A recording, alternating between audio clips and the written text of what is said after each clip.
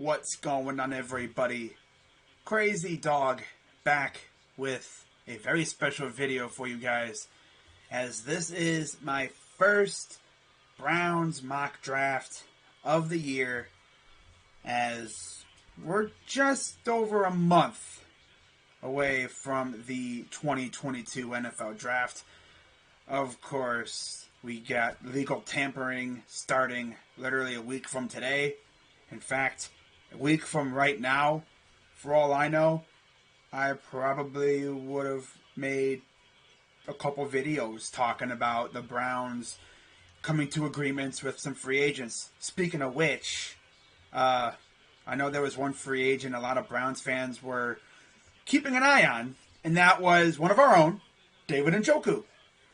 Well, today it was announced that the Browns are going to franchise tag him. So he's not going to be a free agent. Good to see. Now in some other news, like they also said that they're not going to be picking up Andy Janovich's option or whatever, so he's going to be a free agent. So I guess if we're going to run with a fullback, it's either going to be Johnny Stanton or we're going to have to sign a different one. Or maybe we bring back Janovich on a different contract. I don't know. I don't know what they're going to do.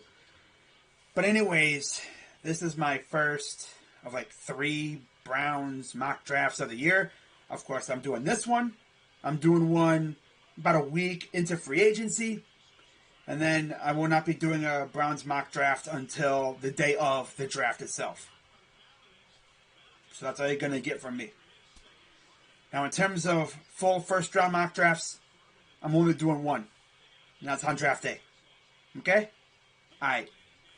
Now, with that being said, let's get into this. Now, I'm pretty sure you all know who I have the Browns taking at 13th overall, as this guy is my draft crush. And that is Garrett Wilson, wide receiver out of the Ohio State University. He was, without a doubt, one of our best receivers. Next to Chris Olave, of course. Like, you know you're good when, like, Jameson Williams literally leaves because he knows he's not going to get targets, because you got Garrett, you got Olave, you got JSN, who's an absolute stud. And then you look at behind those guys, you got Baby Marv, you got Julian Fleming, among others. I can't even name them all. There's so many. Like, Brian Hartline has turned our receiving core into a legit threat. We're a menace to the Big Ten. And I freaking love it. By the way, in case you didn't know, I'm an Ohio State fan. Now you know. Now you look at Wilson's stats from his career at Ohio State. And yeah, this past season, he went off. 1,058 yards. 12 touchdowns. Like, yeah. He was an absolute monster. And it's crazy because every time I saw Stroud throw him the ball, this dude was open. And I believe he was the one that made that ridiculous catch over Darian Kendrick in the bowl game a couple years ago. My dude went all the way up to the penthouse to get that one. That was probably the sickest catch I've seen him make at Ohio State. And the thing is, too, in case you didn't know, another fun fact, he went to the same high school as Baker Mayfield. So imagine that. And I believe he even said he worked out with Baker at times, too. So I guess you could say they'd have instant chemistry. That's always nice, you know. I would love that. You know, the Lake Travis connection. That'd be nice.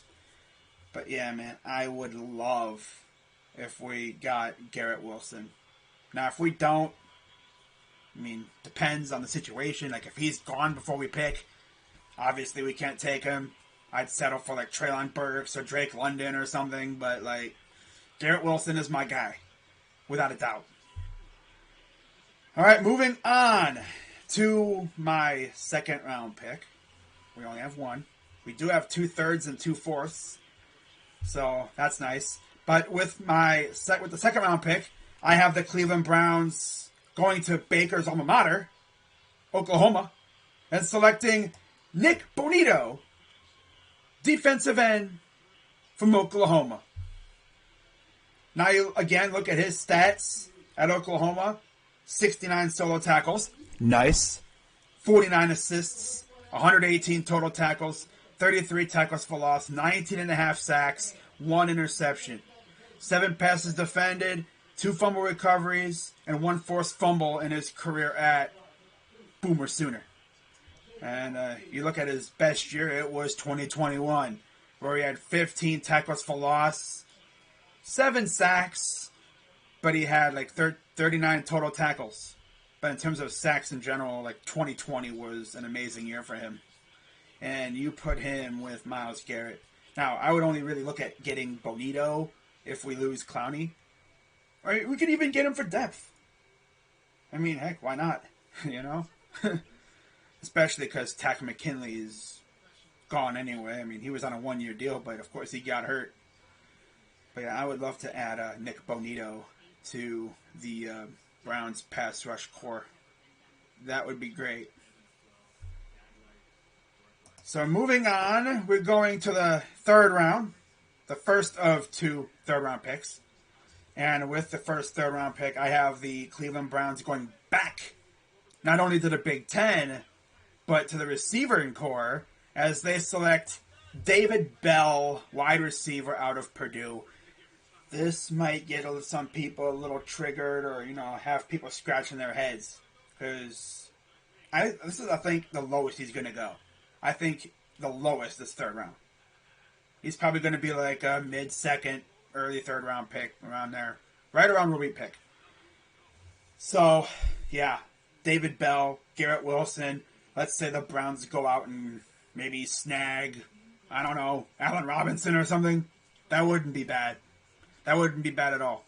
I mean, obviously, the main objective for the Browns this offseason is to revamp the receiving core because, as I've mentioned multiple times, Jarvis Landry's pretty much gone, and all we have is Anthony Schwartz, Demetric Felton, who's not even a full-time wide receiver, and Donovan Peoples-Jones.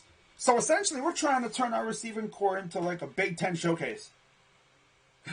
If this happens, we're going to have a Purdue, we're going to have a team up north, and an Ohio State receiver. That's crazy.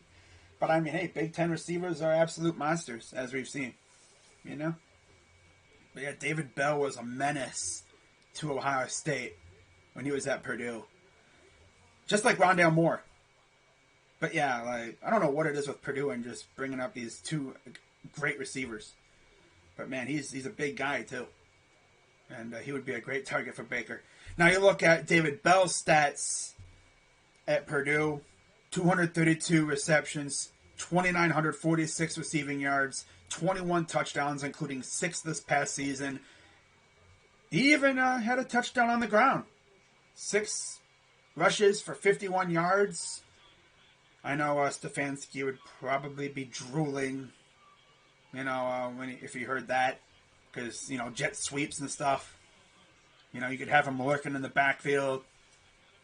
That would be wonderful to have. And then we're moving on with the 2nd third-round pick. I have the Cleveland Browns selecting Trey McBride, tight end out of Colorado State. Now, from here on out, it's essentially a crapshoot. Like, who knows what's going to happen? We may not even have a lot of these picks because we might trade them for players or whatever. But you see Trey McBride, looking at his stats, 164 receptions, 2,100 receiving yards, 10 touchdowns. 2019 and 2020 were his best years, especially 2019. 12 games, 45 receptions, 560 yards, 4 touchdowns. Yeah. I mean, he'd be good, especially if Hooper is gone. He'd be a good depth tight end for sure. All right, then we're moving on to the next. This is a 4th round pick. Now, this is the first 4th round pick. And I have the Browns going back to the receiving core again as they select Alec Pierce, wide receiver out of Cincinnati. And you look at his stats real quick.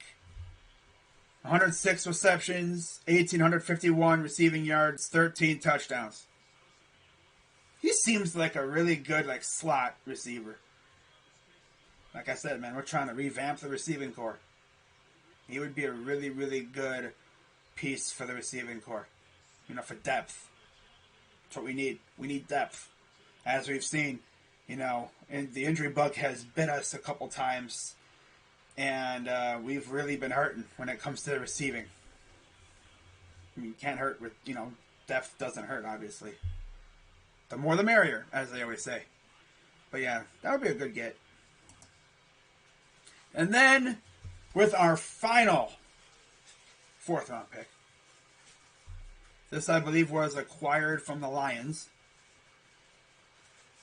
I have the Cleveland Browns selecting Damon Clark, linebacker out of LSU. And you look at his stats, 120 solo tackles, 129 assists, 249 total tackles, 23 tackles for loss, 10 sacks, 1 interception this past season, 4 passes defended, 1 fumble recovery, and 2 forced fumbles. And you look at what he did this past season. Yeah, he was a beast this past season. 135 total tackles, 15 tackles for loss, 5.5 sacks. They all were essentially career highs for him in college, which is pretty good. Not bad for your senior year, Yeah, and again, we keep the whole LSU thing going on. We did lose one LSU Tiger in Odell Beckham, so it makes sense to add another one to the defense, right? We are essentially LSU North at this point. Come on, bro. How many freaking Tigers do we have at this point? We have Greedy, we have Delpit, we have Jarvis, we have Jacob Phillips. So why not add another one? Might as well. No, I'm not having us picking this guy just because he's from LSU. He's actually a really, really good linebacker.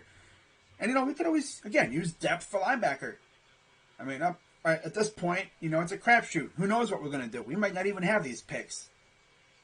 But yeah, I honestly could see us taking a linebacker like this around this area in the draft. Not necessarily Clark, but yeah, it could definitely be him. Maybe it could be someone else. Tyreek Smith, per se. Imagine. Another Buckeye. After all these years of not drafting Buckeyes, imagine we take 2. That'd be lovely. I don't know what I would do with myself. I'm like, oh my god, another Buckeye. Oh, is that legal?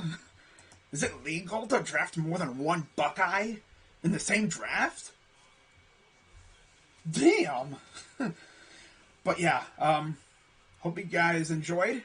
Figured I'd keep it nice and short for you guys. I'm not trying to have a freaking 30-minute video. Now, when it comes to my 7-round mock drafts, I'm not going to put the stats because that would take forever to make and stuff. I would just have the pictures up there and all that great stuff. So, the draft is coming up really quick. And like I said, next week at this time is legal tampering. Players can come to agreements with teams, but they cannot officially sign yet. Essentially, it's when all the action happens. And then, Wednesday the 16th, everything becomes official. Now, of course, tomorrow, I will be starting my Browns free agent target video series. I've been doing that for the past couple of years. And, got a lot of targets for the Browns this year. I think you guys already know who some of the guys are going to be. Not going to spoil it. You're just going to have to wait to find out tomorrow. But with that being said, guys, I'm Crazy Dog 99. Let's go Browns.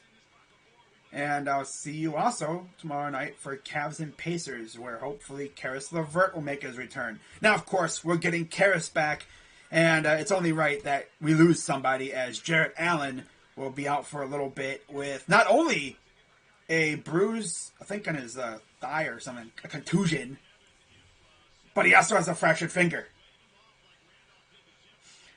Because he got his contusion, I think, when he collided with somebody going to the rim. And then speaking of the rim, he fractured his finger I think we're all blocking somebody's layup attempt or something, whatever. I can't remember the whole details of that, but it's like, of course, we're getting Karis LeVert back, and Rondo should be back soon, so it's only right that we lose Jared Allen. It's illegal for the Cavs to be fully healthy. You know why? Because the basketball gods have seen what this team is capable of when they're fully healthy.